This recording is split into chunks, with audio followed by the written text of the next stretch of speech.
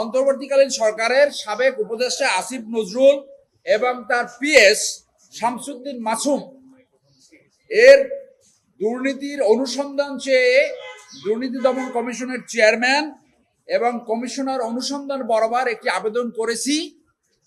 একটি পত্রিকায় প্রকাশিত হয়েছে।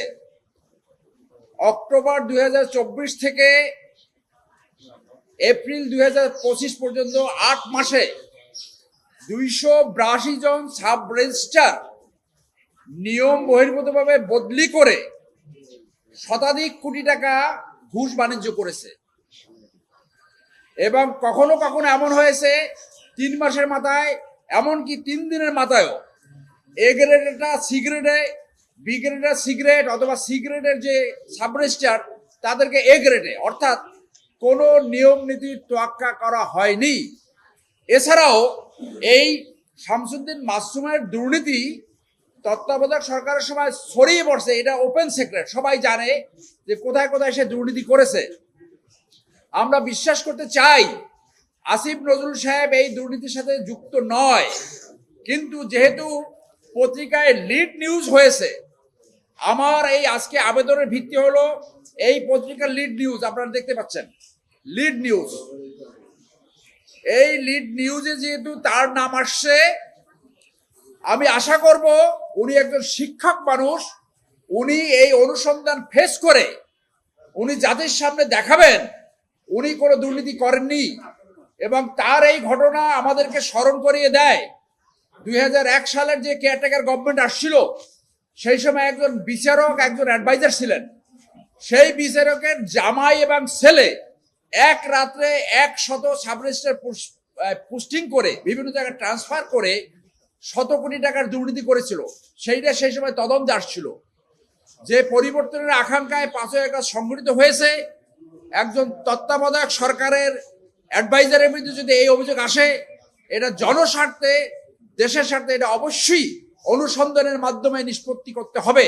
সেই জন্য আমরা আজকে এই আবেদনটা করেছি।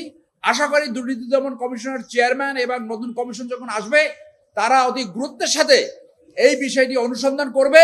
আমি বাংলাদেশের একজন নাগরিক হিসেবে আর্টিকেল 21 অফ দ্য কনস্টিটিউশন অনুযায়ী আমি আবেদন করছি। আপনারা জানেন এর আগে আমরা শতাধিক আবেদন করছি দুর্নীতি নিয়ে ব্যক্তিগতভাবে আমাদের চেম্বার থেকে, এবং আমি ব্যক্তিগতভাবে গত 15 বছর ধরে দুর্নীতির বিরুদ্ধে কাজ করছি। যেখানেই দুর্নীতি সেইখানেই আমরা ব্যবস্থা নেব। আমি নিজেও দুদকে লয়ার। ডিসপাইট অফ দ্যাট, আমার যে নাগরিক দায়িত্ব আর্টিকেল 21 অনুযায়ী সেই দায়িত্বটা আমি পারফর্ম করছি। এবং আপনি জানেন যে দুর্নীতি দমন কমিশন 3 ভাবে যে কোনো দুর্নীতির ইস্যু অনুসন্ধানে নিতে পারে। সেটা কি? 1 হলো তারা সুমোটো নিতে পারে, 2 হলো যে কোনো পত্রিকার মাধ্যমে যদি পায়, 3 তারা আবেদনের মাধ্যমে, কার কোনো ব্যক্তিগত আবেদনের মাধ্যমে তারা এই অনুসন্ধান শুরু করতে পারে। 3টি এখতিয়ার রয়েছে এবং জনগণের একটা দায়িত্ব রয়েছে। তারা যদি দুর্নীতির কোনো খোঁজখবর জানে, তারা অবশ্যই দুর্নীতি দমনে সেইটা অনুসন্ধানের জন্য আবেদন করা উচিত। আদারওয়াইজ বাংলাদেশের দুর্নীতি আমরা নিবারণ করতে পারবো না। আমাদের এই দুর্নীতি বাংলাদেশের জিডিপির 2 অংশ খেয়ে ফেলছে।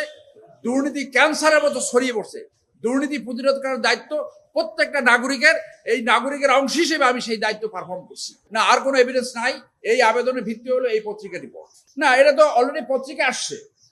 এইটা পত্রিকায় অলরেডি যেহেতু হেডলাইন নিউজ হয়েছে পত্রিকায়, এবং দুর্নীতি দমনই হইল আমাদের বিধিবদ্ধ সংস্থা এটাকে অনুসন্ধান করা। অনুসন্ধান ব্যতীত ওনার এই ক্লেম তো প্রতিষ্ঠিত হবে না। যেহেতু পত্রিকায় লিড নিউজ হয়েছে এবং এইটা মিডিয়া ট্রায়ালের ব্যাপার না, এটা জনগণের রাইট টু নো, জনগণের জানার অধিকার।